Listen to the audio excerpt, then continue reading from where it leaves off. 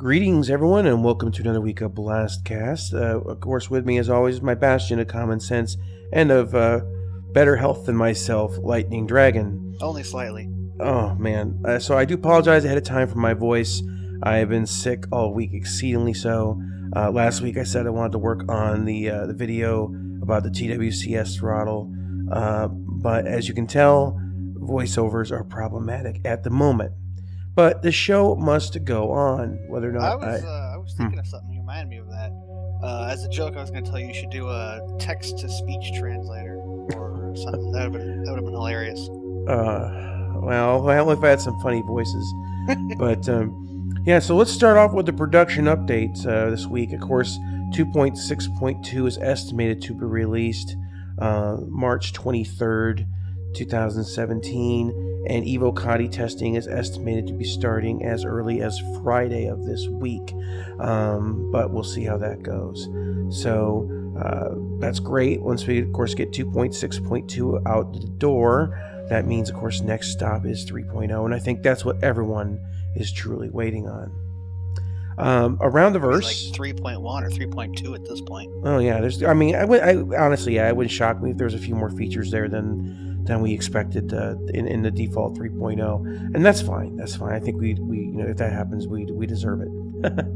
Yeah, but Around the verse was actually pretty good. It was like 51 minutes this week. It was gave a lot of interesting information. I like it when they get technical. That's the parts that really interest me. And of course, anytime you listen to Tony Zurovec, the guy, you can tell, loves what he does. He deals with the AI, the subsumption, the mission routines, things like that. And you can just listen to this guy all day. He is just fascinating. He's like, not only can you hear that he knows what he's talking about and the passion, but you can see this like he's got a vision. It's like you can almost see like he's looking out to the horizon and seeing what he sees he can do, and the possibilities are endless. And I don't know, that's kind of inspirational. I kind of like that. So if you hadn't listened to it this week, I do recommend it. Definitely worth it. They showed the new double barrel ballistic shotgun that's going to be coming out, so you can get your Doom on. And I hope they get the damage up quite a bit. The single barrel shotgun right now in the game is kind of weak, actually. You kind of have to stand on top of them and pump several rounds into them. And maybe that's just me. Maybe that's latency. I don't know. But I haven't had a lot of luck with it. But, maybe you have.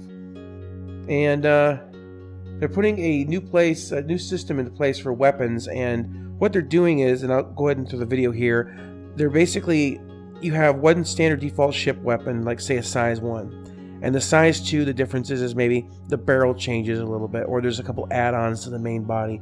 And basically it keeps building up and up and up until you get the larger and larger versions. And I think that's really cool because it has a nice consistent kind of look, and it would be interesting if you could make a size 2 weapon by taking a size 1 and modifying it. So I don't know, I think it looks really great. I think the new Gatling they show looks fantastic, because if any of you right now who use the Gatling guns know that the sizes before they had changed everything to have those default sizes, so it doesn't fit very well on some ships and clips through them very badly, especially ships like the Saber or whatnot. It doesn't look right, so I'm glad to see an updated model for that. They're going to have a new oxygen breathing system in. This is going to be our quote-unquote stamina bar from what it looks like. There's no bar per se, which is fine, because I think that'd be very immersive, but the more you move or the faster you run, things get a little bit blurrier, or they get out towards the edges. It's like it's funny you mention that, because that's basically how it works in the Osiris New Dawn. Oh, okay. You have a percentage of oxygen, and when you sprint, you consume more oxygen, and you also build up heat, so you actually start sweating inside your spacesuit. So you get all this condensation on your visor. It's pretty interesting. Well, that's good. That shows that's a mechanic that other people have thought of as well. It's not just something that's out there and without any frame of reference. That's great. Do you think it's a good mechanic? Do you like it? Well, in Osiris, it's kind of a pseudo RPG. Yeah. So your stamina in the beginning of the game is really, really crappy. But I think you could balance it pretty easily. Okay. blurry vision I think would be annoying, but having extra shake in your arms and stuff, like Yeah. because you're worn out. I think so that's supposed to be everything part feels of it. heavier. I think that's very much supposed to be part of it. I think it'd be easy to do. Not easy, but Yeah. I think And- it would feel good. And, you know, and of course, because they've mentioned a while ago that like light armor, you won't burn as much endurance, or and so that'll start differentiating the armor a bit more, and things like that. So it'll be more of a viable choice. Quote unquote, a more sprint bar if you're in the light armor, because Exactly.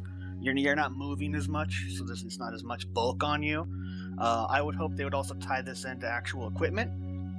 Let's say you can have more than 2 weapons, a la Halo, which has become the classic. If one weapon and you have an offhand weapon for so long. If they get rid of that mechanic, which I think it's 3 right now, you have like a light weapon and then 2 medium weapons, so like a rifle and a sniper rifle, but you can also have a pistol. Yeah, but last time I tried that in the Persistent Universe, it still wouldn't let me carry any more than 2, no matter what kind of combo I tried to put on. So that might be fixed now.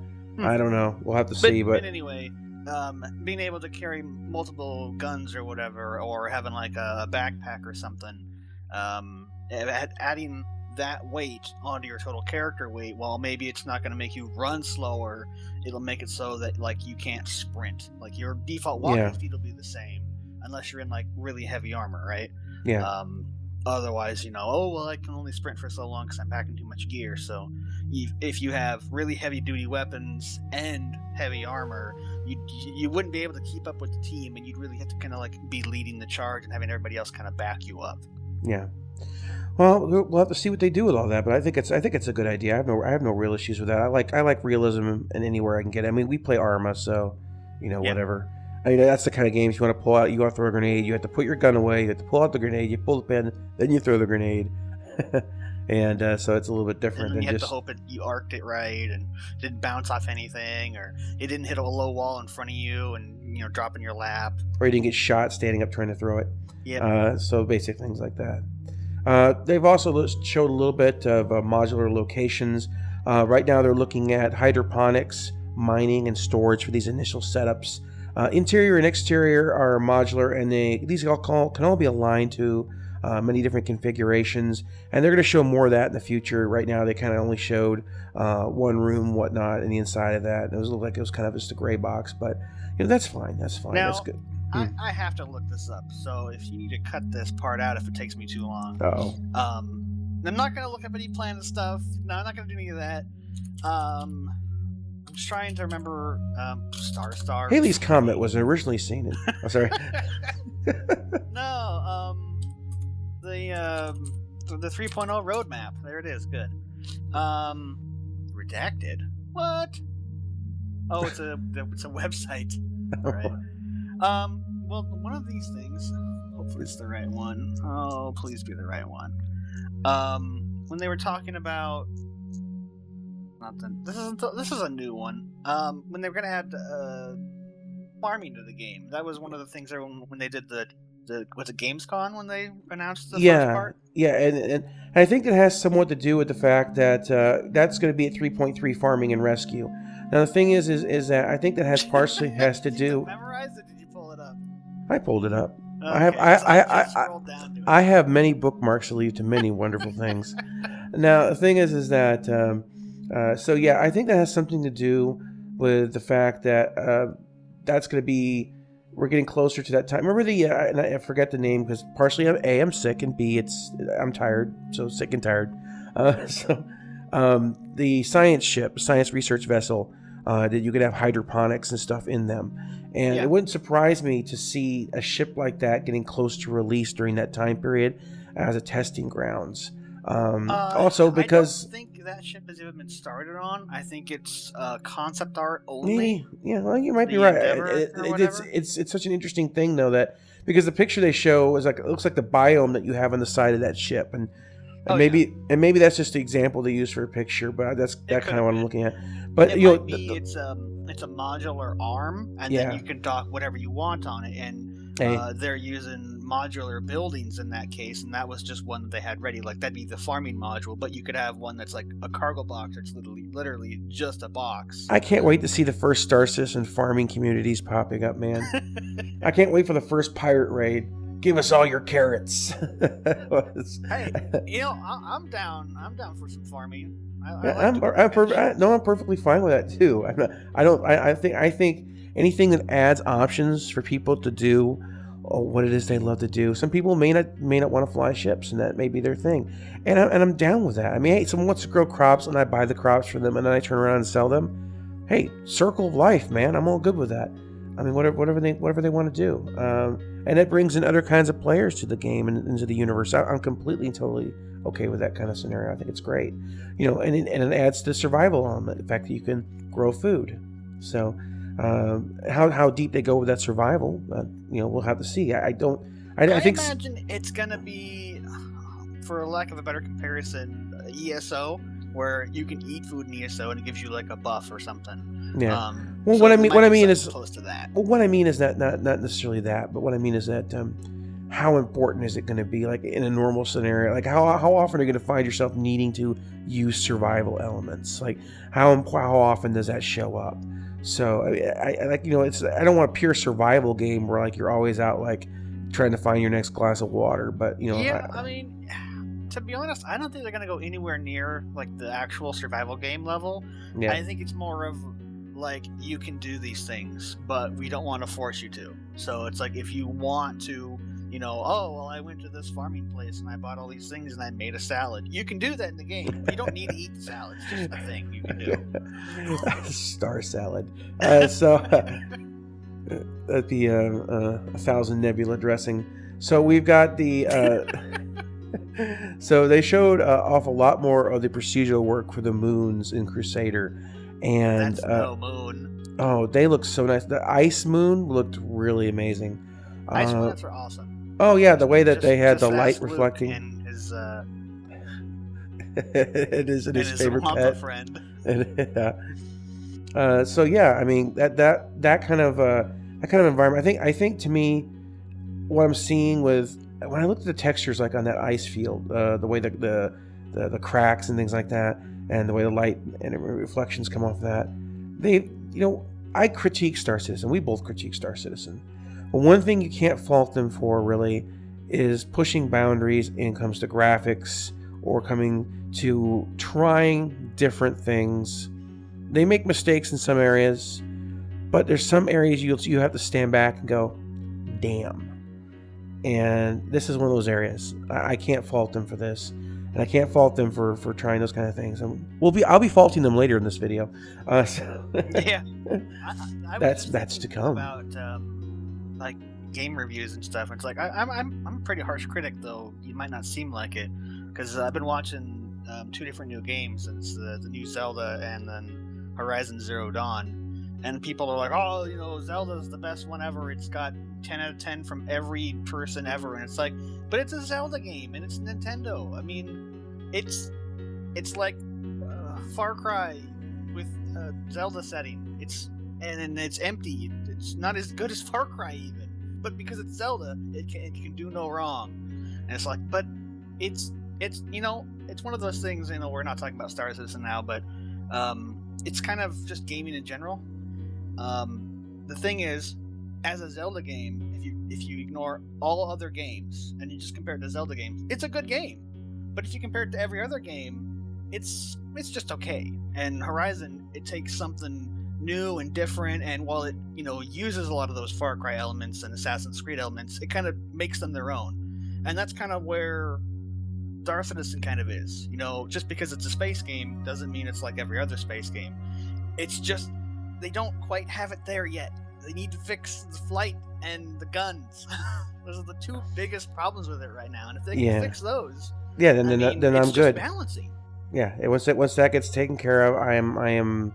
There's really almost nothing negative I can say once they get those 2 major issues ironed out. But they also went through a little bit breakdown of the Hurricane, the actual lore, in-game lore, history of it, why it was developed.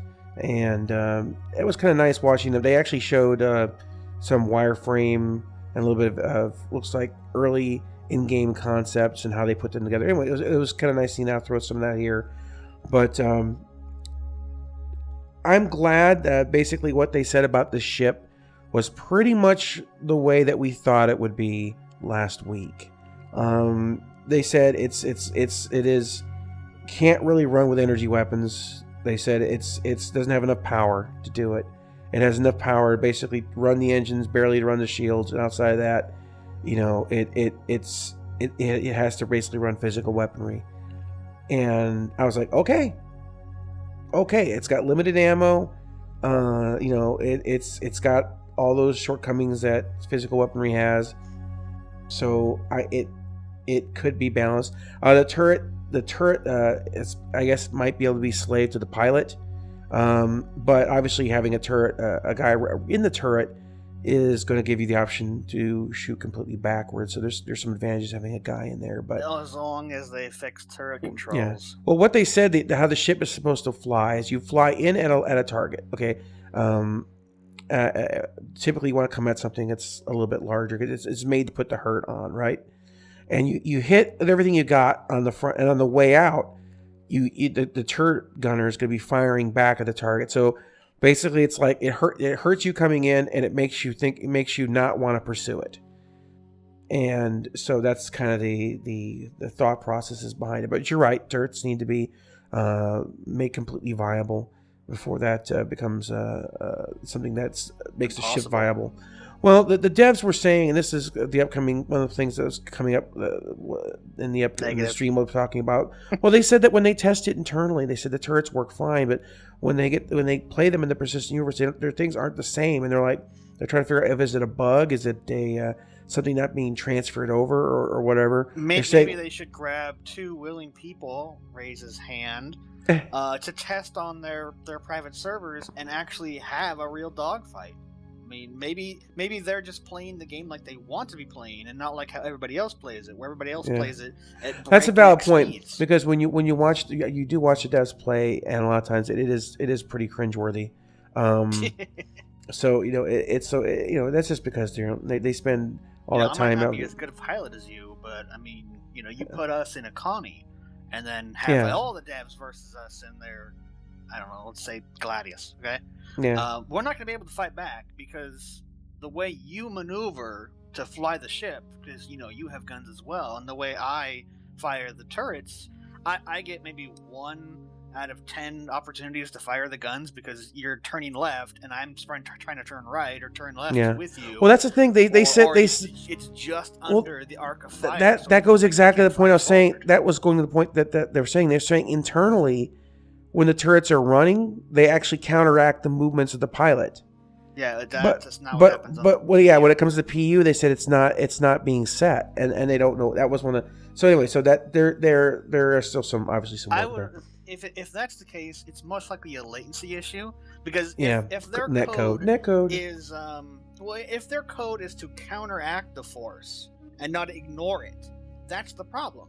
You can't just say impart a negative force onto a positive force, because you still have a force being applied. Yeah. And so as soon as you add more force, it screws up. Well, also, I mean, that comes down to pacing too. I mean, once again, there's that as well. Because if you have it where the turrets ignore movement, it just doesn't even factor in on the ship, which is probably more like what GTA and stuff does. I think that's when you'll actually be able to feel like it's a turret. I mean, I don't care. I mean, you can limit turret speed and rotation and stuff for game balancing. That's fine. But as it is right now, they just don't work. They're just a worthless thing. I mean, like a ship like the Retaliator, besides the fact that its guns aren't they're not big enough. Oh, terribly small. And there's no armor. The one thing about the Retaliator, it's supposed to be very heavily armored on top of having has it got 2 shields or 4 shields? I can't remember offhand. I think it's 2, but they're like oversized shields or something. No, I think it's supposed to be 4. I think it's 4. But anyway, you can't play it even if you had like 5 people, because you'd have to fly in a straight line, and if you fly in a straight line, you might as well just eject and commit suicide, because they're going to kill you because you're an easy target. Yeah, well, I said more work to come on that. Yeah. they went over to character customization a bit. They show, I don't know if you played with it much, but in Arena Commander right now, you can set up your ship components by basically going to this kind of wireframe model, and you drag weapons and different missiles and stuff on there. And they're using that basic format right now for but character customization. But basically, so you'll have your character on the screen, basically standing in his underwear, and you can I want this hairstyle. You drag the hairstyle to the location or something, or you equip. It's like they turn it to an equipment system. I'm going to equip hair. I'm going to equip a shirt. I'm going to equip pants. That's inefficient. So yeah, exactly. So, but the thing is that this whole equipment system is being used, and then as you put like an armor on, say like you have just your shirt or whatnot, then you put armor on top of it, and that armor will have points that actually, when it goes onto a skeletal frame, instead of a skeleton having like a couple hundred little joints sticking out so they can attach things to it depending upon what's equipped. When a certain item is equipped, the skeleton dynamically changes and has certain points attached to it. So this way they only have to worry about the points that it needs. So you'll put on a piece of armor, and this armor may have like a couple slots for a gun and a couple slots for a grenade or whatnot, and then like the arms will be a separate piece, and then they'll merge and mesh and blend in a way that actually combines them a little bit more dynamically, creating kind of in a sense a new piece of a new look. So you end up with a lot more customization and the ability to do layering. For example, like wearing full body armor and then throwing a trench coat over the top of it. Like the what was that trailer they had for the last Halo? The kind of thing where Master Chief's wearing a big hooded thing for some reason. Anyway, so I don't believe you.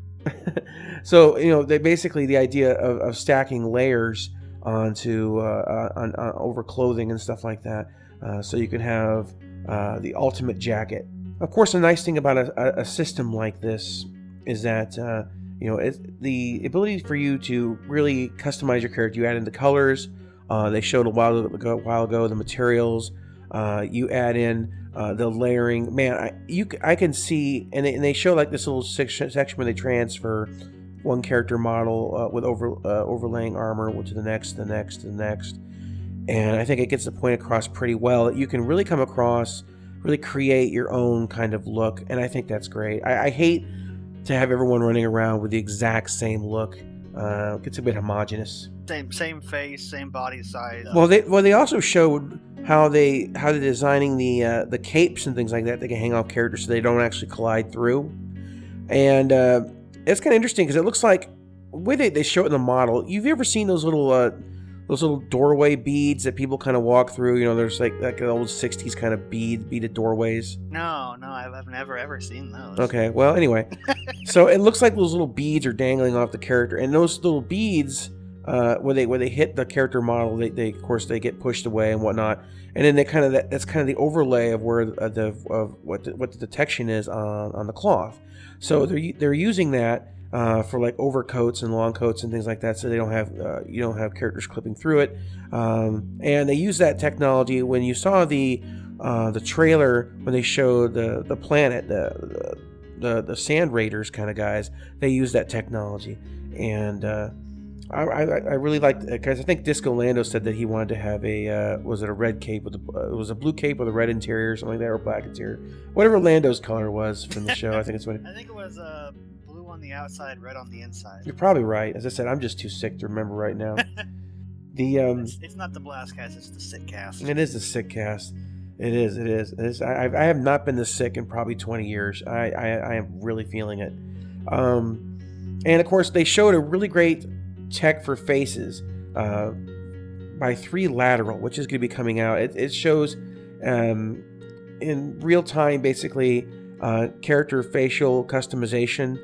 And what was impressive to me about that, actually, was how the faces were not perfect faces, meaning that there was skin imperfections. You zoom in, you see like pores, dirt, grit, zits, birthmarks. There, it was all there. It was like imperfections. It was nice. It was nice to see that not everyone was, this perfect model.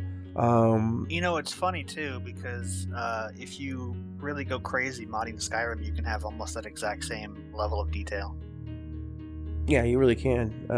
But this was beyond that. When I saw the eyes on it, The eyes look so amazing.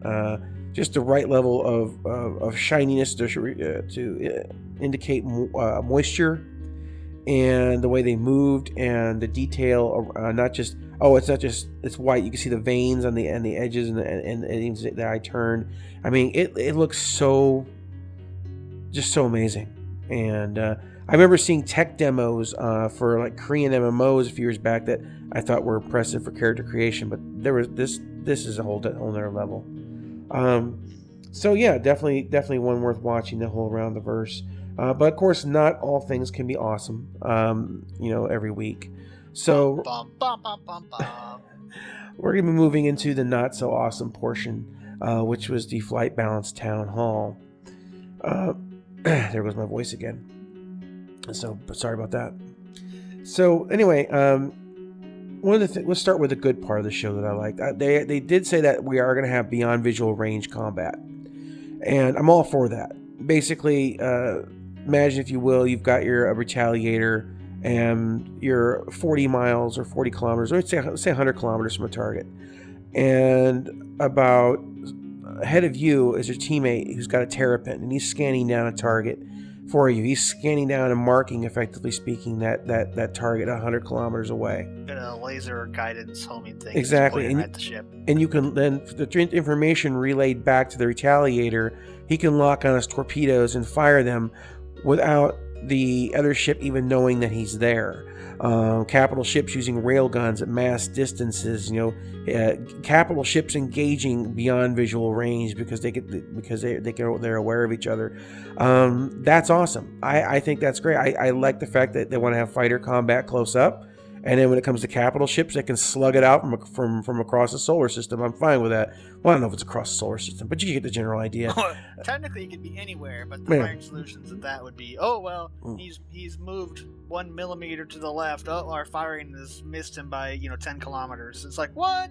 Yeah, that's actually what would happen. But still, I mean, the idea that we're going to have that play style to there that's encouraging to me. There's a game that actually does that, but it's almost all of it is exclusively text-based. You have very, very crude, I say crude, but you have very rudimentary graphics, and it's very much of almost a complete physics simulation.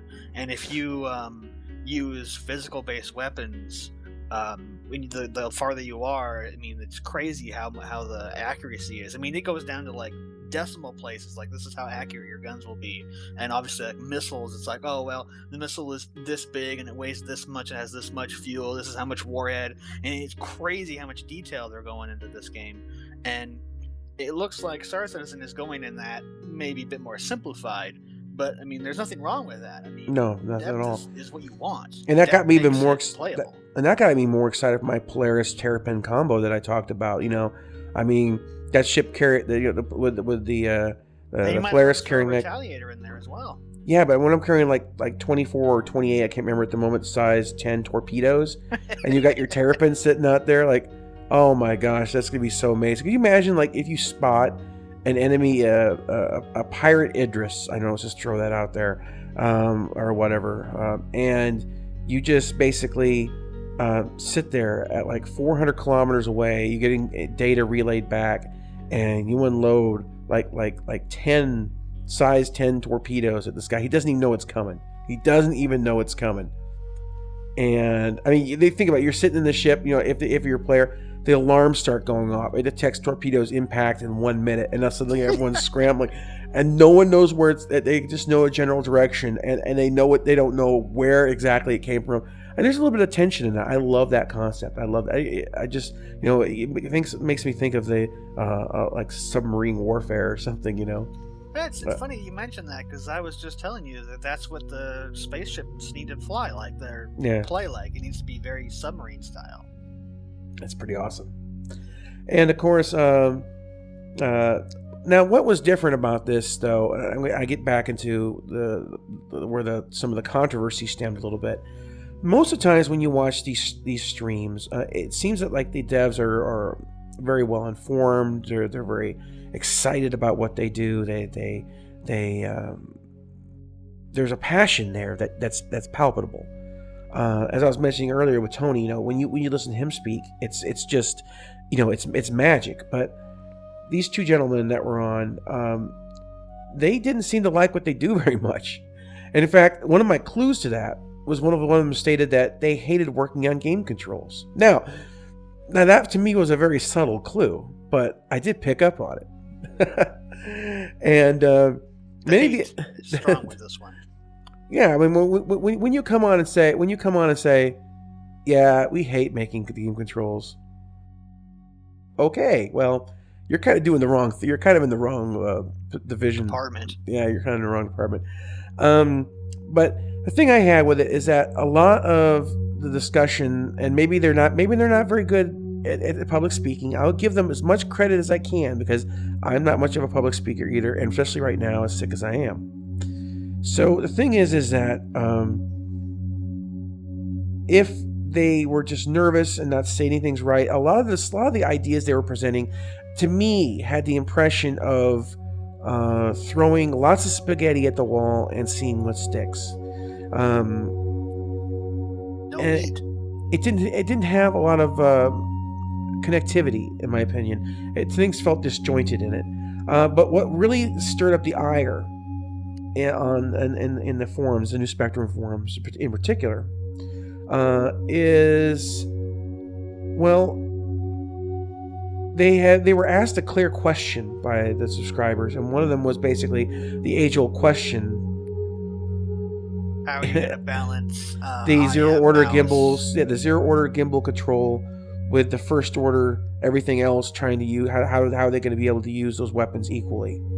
And of course, they kind of stumbled and bumbled through it because they're not flight devs, which we need to hire some. And when they started getting confused, Disco Lando stepped in and went, "It's basically the age-old question of mouse versus joystick." And I was like, "Oh no, you!" There's like, "No, you didn't," because it is not mouse versus joystick, Lando. It is not mouse versus joystick. The thing is that it's IM versus everything else. This caused a blow up, of course. You do mean everything. Yeah, even it's against mouse relative, mouse virtual stick. It's basically zero order is, here's how I can describe zero order versus first order to you, maybe in a way that you can visually understand. Imagine driving a car versus clicking on something on your desktop. I have something different in mind, actually. Well, that's how I look at it. Do you ever see those little mazes you get? You have a little ball in, you have to turn the little dials and work the ball through the maze. And you have basically the table tilts, little thing tilts, and the ball goes one down. The first order is you are actually tilting the X and the Y axis, and the ball is you're trying to work the ball through the maze that way. Zero order is you reach in, you pick up the ball, you drop it in the hole at the other end. That's not the same thing. With controls, they're set up in a certain order. Lower order controls can always emulate higher order controls, meaning that zero order can emulate first order, but first order can never emulate zero order. First order, what's interesting thing about the mouse is it has the potential to basically be used as a control device for any kind of order, because everything on up, everything from like just working panels, like you're just doing those kind of operations, it works very well. But the thing is that a stick can't run your desktop very well. I mean, you can do it, but it's not going to be very efficient. It'd be annoying. Yeah. First order. So basically, zero order controls are grid based. They're X and Y with grid based. Stick controls are velocity and deflection based, meaning that how far off center you are from the center determines the pacing of movement.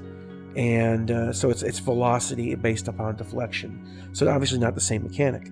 It's a flight. That's a flight mechanic. And so anyway, they went into this little bit of a diatribe, not much unlike what I just did, but in the wrong direction. And he was phrasing how stick is for flight, mouse is for gunnery, which once again is completely false, because a good virtual stick, not the one we have in the game, a good virtual stick runs about 5% better than an actual stick. There's no need to have these further differentiations. Just make a good virtual stick and we're all playing the same dang game. come up with a instead of interactive mode, go back to look ahead mode with deflect. That was based on deflection, and we're all playing the same game. As far as big ships go, like if I was, let's say I designed my own ship and put it in the game, okay? If it was a big enough ship and it had a couple different fighters in it or whatever, I'd probably be flying it with mouse and keyboard. But when you're talking about even ships like the Connie, and especially anything smaller than the Connie, I'd probably fly them with a joystick. But as you get into those bigger ships, well, they don't have the zippy reaction, so you don't need that instant feedback you have with a joystick. I would tend to agree with you on that, actually. And that's because those larger ships, by the way, are typically they're not flown with first order, they're flown with high order. I mean, the Enterprise isn't flown with first order unless you're Commander Riker and pulling up the joystick in that one. We're going to ignore that because it didn't happen. Yeah, so basically, the Enterprise is not a first order vehicle. I think it's fourth order.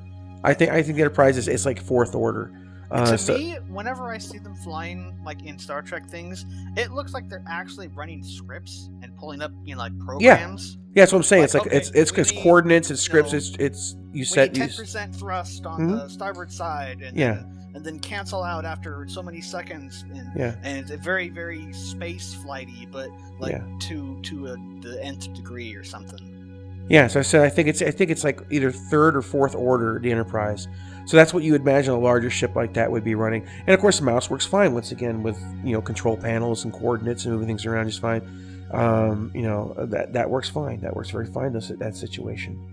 But so I would actually in that regards, while a stick could actually do that, I would still in that case, I would be like much happier to use the mouse on a larger ship like that. There are certain aspects. If you had just a throttle control, I think that'd be fine on the large ships because you just like set it and forget it for most cases. But like for fine maneuvering, you could either use WSD for your thrusters. You can use like a hat switch for thrusters. I mean, the mouse wouldn't really have any use on a large ship unless it was like opening up like a diagnostic thing. Like, okay, we're having power issues, and you click into the subfolder of your power. The mouse could be used for everything. That's what's great about it.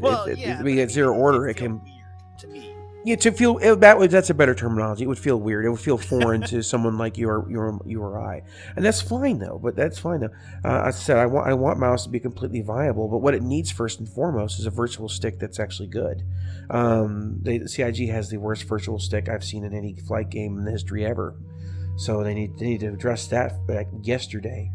They should have fixed it about a year ago.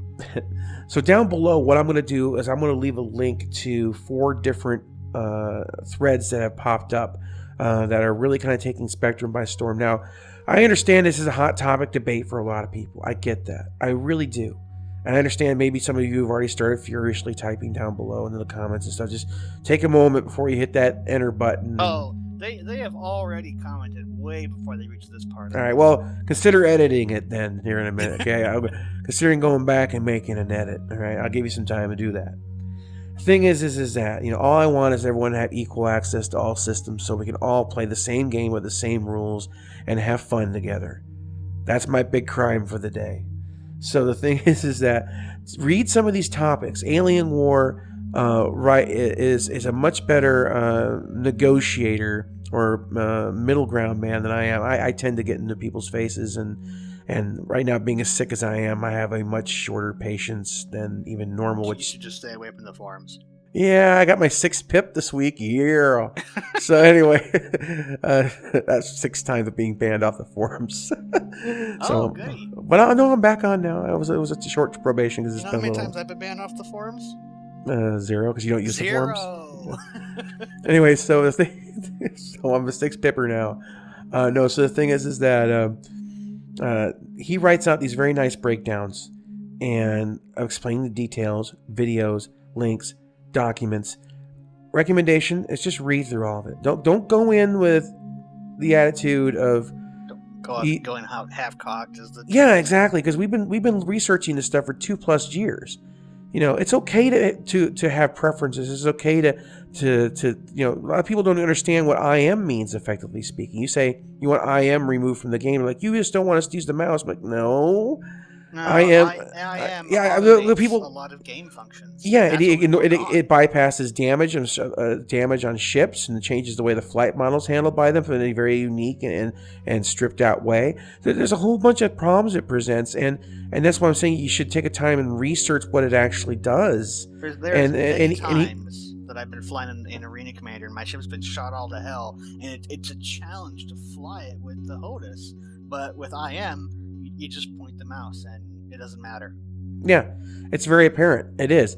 And the thing is that, so, once again, just take your time to research and learn about the subject. And before if you're very anti what I've just been talking about, wanting everyone to play the same game, and or whatever reason. So I'm confused why those people are still watching our stuff on this channel. That's true, but I do get some nasty comments from time to time. I mean, but honestly, people stumble into the channel too. I mean, yeah, that's true, I guess. So I mean, it happens. Don't hate mouse. No. Okay, just say that right now. No, I use mouse half the time when I'm out there nowadays. Yeah, I actually don't mind the mouse. It's just sometimes I just I don't really want to use the mouse. I've actually been practicing with Homos. Yeah. Hand and mouse and stick, left hand doing the strafing, right hand doing the mouse flight, because I want to get more versed with it. Just because I want to understand more more of the how people fly. Because if you're fighting some other person or something like that happens, you need to understand a little bit more of what their limitations are. So anyway, guys, well, it's a know thy enemy, right? So anyway, that's it for this horrible crackly voiced edition of BlastCast. And after that, voice cracks. I hope you found it informative. And as I said, just leave your comments. Post. No, it won't. Yeah, no, there's no way. There's enough spackle to cover up the cracks in this one. Anyway, we're done. We're done. Catch you later. Bye-bye.